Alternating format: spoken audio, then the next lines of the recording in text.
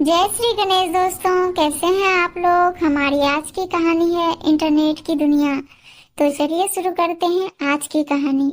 पापा पापा, मुझे आपका मोबाइल दो ना, मुझे गेम खेलना है। 8 साल की छोटी सी गुड़िया ने अपने पापा राजेश से गेम खेलने के लिए मोबाइल की मांग की। राजेश ने कहा, नहीं बेटा, अभी काम है मुझे, बाद में दूंगा। गुड़िया ने जिद करते हुए कहा, नहीं पापा दो ना, मैं तुरंत गेम खेल कर दे दूंगी। राजेश ने फिर से कहा, नहीं बेटा, मैंने कहा ना, मुझे अभी काम है, मैं बाद में दूंगा। रोती हुई गुड़िया अपनी माँ के पास गई और कहा, देखो ना माँ, पापा मुझे मोबाइल नहीं दे रहे हैं, वो कुछ काम भी नहीं कर रहे हैं और मुझे दे भी नहीं रहे हैं। गुड़िया की माँ नेहा चिल्लाते हुए बोली, अरे थोड़ी देर के लिए इसे मोबाइल क्यों नहीं दे देते, तब से सिर खा रही है। ये आजकल के बच्चे मोबाइल के कीड़े बनकर रह गए हैं। मोबाइल और कंप्यूटर के बारे में जितना हम माँ बाप को पता नहीं होता, उससे ज्यादा तो इन बच्चों को पता रहता है। वो हमारे पड़ोसी शर्मा जी है ना, उनका बेटा मोनू की उम्र हमारी बेटी से 1 या 2 साल ही ज्यादा होगी। उसे जब देखो मोबाइल और लैपटॉप में ही घुसा रहता है। कितना एडवांस हो गया है उनका बच्चा। मोबाइल तो अलग बात है, वो लैपटॉप भी चला लेता है। कितना मेच्योर बिहेव करता है वो। लगता है हम किसी बड़े लड़के से बात कर रहे हों। बात विचार में अपने माता पिता की तरह ही स्टाइल मेंटेन करता है वो छोटा सा बच्चा। उसके माँ बाप भी तो कितने फ्रैंक रहते हैं सबके साथ। साथ बैठकर टीवी देखना, मूवी देखना सब करते हैं। कितने सारे गेम लाकर रख दिया है उसके पिता ने उसके लिए। पूरे घर में गेम की सीडी बिखरी पड़ी रहती है। ऊपर से मोनू इतना स्मार्ट है कि वह खुद से ही इंटरनेट से गेम डाउनलोड कर लेता है। उनके बेटे को कभी रोते नहीं देखा। दूसरी तरफ हमारी बेटी को देखो, बात बात पर रोती रहती है, हर समय मोबाइल की रट लगाए रहती है। एक आप हो कि उसे तो मोबाइल देते ही नहीं। राजेश ने कुछ सोचते हुए कहा, वो सब तो ठीक है, उसके गेम खेलने के लिए एक अलग से मोबाइल दे दूंगा, लेकिन इस तरह वो ज्यादा मोबाइल यूज करेगी तो उसके आंख पर बुरा असर हो सकता है। नेहा कुछ नहीं बोली तो राजेश ने कहा, मैं अभी किसी काम से बाहर जा रहा हूँ, लगभग 10 मिनट में आ जाऊंगा, फिर हम लोग सब मिलकर कहीं घूमने चलते हैं। नेहा ने कहा, ठीक है, तब तक मैं उसे तैयार भी कर दूंगी। राजेश भी हाँ में रजामंदी देकर घर से बाहर चला गया।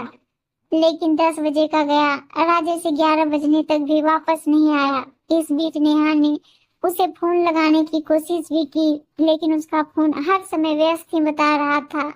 नेहा को राजेश की चिंता होने लगी कि आखिर क्या बात है जो अभी तक राजेश आया नहीं। लगातार कोशिश के बाद आखिरकार एक बार राजेश का फोन लग ही गया।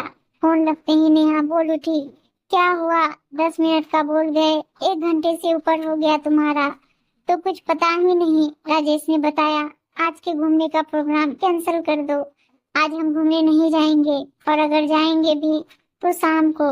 नेहा ने आश्चर्य और चिंता भरे स्वर में पूछा, लेकिन बात क्या है, कहाँ हो तुम। राजेश ने कहा, हॉस्पिटल में हूँ। नेहा चीख पड़ी, क्या, हॉस्पिटल में, क्या हुआ तुम्हें। राजेश ने कहा, मुझे कुछ भी नहीं हुआ, मैं ठीक हूँ और तुम्हें अभी कुछ भी नहीं बता सकता, घर आकर सारी बात बताऊंगा, लगभग शाम तक। राजेश वापस आया।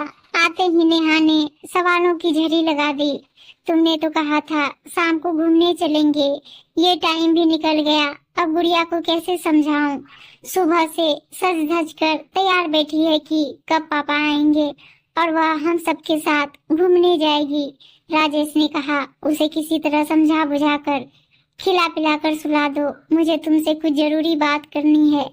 नेहा ने ऐसा ही किया। रात को सोते समय नेहा ने राजेश से पूछा, अब बताओ क्या हुआ जो आज दिन भर किसी काम से बाहर रहे। राजेश ने बताया, वो हमारे पड़ोसी शर्मा जी है ना, उन्हें एक परेशानी आ गई थी, उसी में लगा रह गया। मैं आज सुबह जैसे ही घर से निकला तो बाहर देखा पार्किंग एरिया में कुछ लोग झुंड बनाकर खड़े थे। पास जाकर देखा तो मोनू, वो 9 साल का छोटा सा बच्चा, अपने साथ खेल रही बच्ची सीमा के साथ गलत हरकत करने की कोशिश कर रहा था। कुछ लोग उसकी असली हरकतों को देख हंस हंस कर बातें कर रहे थे। देखो आजकल के बच्चों को कैसे हैं इनके माँ बाप, जिनके बच्चे ऐसी गंदी हरकतें कर रहे हैं। बच्चों को देखते ही समझ में आ जाता है कैसी परवरिश दे रहे हैं इनके माँ बाप। भीड़ जमा देख शर्मा जी भी दौड़े आए तो अपने बेटे को उस अवस्था में देखकर बहुत लज्जित हुए। वहां खड़े सभी लोगों ने उनकी बहुत बेइज्जती की। शर्मा जी ने तो गुस्से में आकर अपने बेटे पर हाथ ही उठा दिया था, लेकिन मैंने उन्हें रोक दिया और मोनू को साथ में लेकर शर्मा जी का हाथ पकड़कर अपनी गाड़ी में बैठाकर एक पार्क में ले गया। वहां मैंने उनका गुस्सा शांत किया। मैंने उनसे पूछा, क्या मोनू किसी बुरी संगत में है जो इसे गंदी बातें सिखा रहा हो? शर्मा जी ने कहा, नहीं, ऐसी कोई बात नहीं है। फिर मैंने कहा, हो ना हो, इस बच्चे के मन में कैसे भी इस तरह की भावनाएं घर कर गई है। इसे फौरन किसी मनोचिकित्सक के पास लेकर जाना होगा, जो इसकी काउंसलिंग कर पता लगा पाएगा कि इसके मन में ऐसी बातें कहाँ से आई। फिर मैं उन्हें एक मनोचिकित्सक के पास ले गया। काफी देर की काउंसलिंग के बाद उसने बताया, हम सभी बच्चे बिल्डिंग के नीचे पति पत्नी का खेल खेल रहे थे, जैसे मेरे मम्मी पापा खेलते हैं। मेरे पापा दूसरे शहर में काम करते हैं और हर शनिवार को आते हैं और रविवार की शाम को चले जाते हैं। जब तक पापा बाहर रहते हैं, माँ बहुत ही प्यार से उनसे बातें करती है, और जब भी पापा आने वाले रहते हैं, मेरी माँ मुझे जल्दी सुला देती है। मैं भी उनसे बहुत सारी बातें करना चाहता हूँ। सुबह पापा देर से जगते हैं और मेरे लिए उनके पास समय नहीं रहता। पापा के आने के पहले माँ के कमरे में एक सीडी रखी थी, जिसे देख मैंने सोचा ये मेरे गेम की सीडी है, और उसे लैपटॉप में डालकर चेक किया। तभी माँ अचानक मुझे सुलाने आ गई। मैं भी सोचता था कि पापा के आने से पहले माँ मुझे जल्दी क्यों सुला देती है।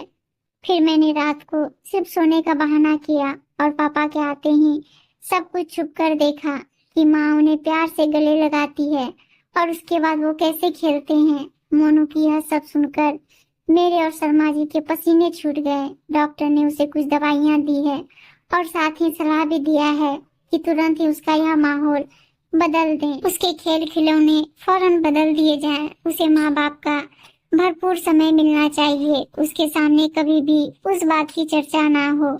उन्हें फौरन ये जगह छोड़ना होगा ताकि समय के साथ साथ इस वाक्य को भूल सके। डॉक्टर ने बताया, हम लोग बच्चों को अपने बीच की बाधा समझते हैं और किसी न किसी तरह उसे मोबाइल, लैपटॉप और इंटरनेट मुहैया कराकर उसे व्यस्त कर देते हैं ताकि हम अपना काम बिना किसी डिस्टरबेंस के कर सकें। आजकल इंटरनेट पर बिना सर्च किए भी कुछ अश्लील तस्वीरें और बातें दिख जाते हैं जो बच्चों के कोमल मन पर बहुत बुरा असर छोड़ते हैं और आगे चलकर वो हमारे हाथ से बाहर हो जाते हैं। नेहा ये सुनकर स्तब्ध रह गई थी। राजेश ने आगे कहा, जब शर्मा जी ने घर आकर मोनू के गेम की सीडी चेक की तो उसमें भद्दी वीडियो वाली सीडी भी मिली। इसके साथ ही उसके मोबाइल में भी कई गलत साइट्स की हिस्ट्री थी, और जानती हो, उसने तो बहुत ही अश्लील ड्राइंग भी बनाया हुआ था। ये सब सुनकर नेहा कांप उठी। उसने झट से कहा, सुनो जी, हम अपनी बेटी को अलग से मोबाइल नहीं देंगे, और कभी देंगे भी तो अपनी निगरानी में प्रयोग करने को कहेंगे।